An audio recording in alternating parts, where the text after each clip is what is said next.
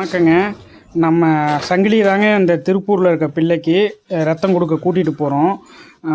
நம்ம ஆட்டோவிலலாம் கூப்பிட்டு போகல. நம்மளோட சப்ஸ்கிரைபர் நண்பர் ஒருத்தர் வராருங்க. அவங்களுக்கு முதல்ல நம்ம நன்றியை சொல்லிக்கணும். அவங்ககிட்ட நம்ம பிளட்டு கேட்டோம். அவங்க டாக் லவர் தான்.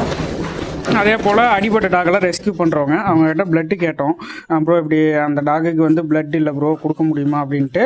திருப்பூரில் இருந்துமே தரேன்னு சொல்லியிருந்தாங்க.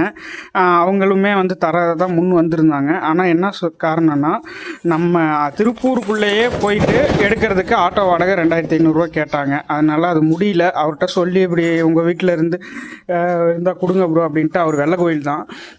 இல்லை ப்ரோ நம்ம டாக் இருக்குது, ஆனால் ஏதாவது பிளட்டு கொடுத்து அதே கொஞ்சம் ஹெல்த்து கொஞ்சம் கண்டிஷன் கம்மியாக இருக்குது அப்படிங்கிற மாதிரி சொல்லியிருந்தாங்க.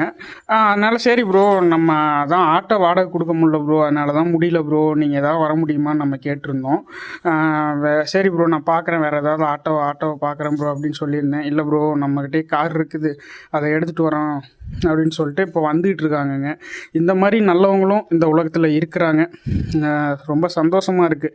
இந்த மாதிரிலாம் ஒரு சில மனிதர்களை தான் நம்ம பார்க்குறோம். அதுவும் இவங்க மூலமாக தான் பார்க்க வாய்ப்புகள் கிடச்சிருக்கு. நல்ல மனிதர்கள் ஒரு சிலரை சந்திக்கிறதுக்கும் அவங்க கூட நம்ம நட்பு வச்சுக்கிறதுக்கும் இந்த வாயில்லா ஜீவன்கள் மூலமாக தான் நமக்கு உறவு கிடச்சிச்சுங்கிறத சொல்லிக்கிறத வந்து நம்ம சந்தோஷமும் பெருமையும் பட்டுக்கிறோம்.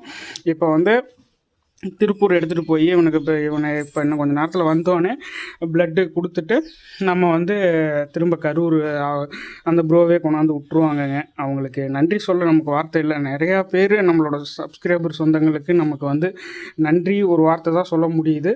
ஆனால் வந்து இவங்களுக்கு உண்மையாகவும் சப்ஸ்கிரைபருக்கு உண்மையாகவும் நம்மளால் இருக்க முடியுங்கிறத நம்ம உண்மையாகவும் தெளிவாகவும் தெரிவிச்சுக்கிறோங்க.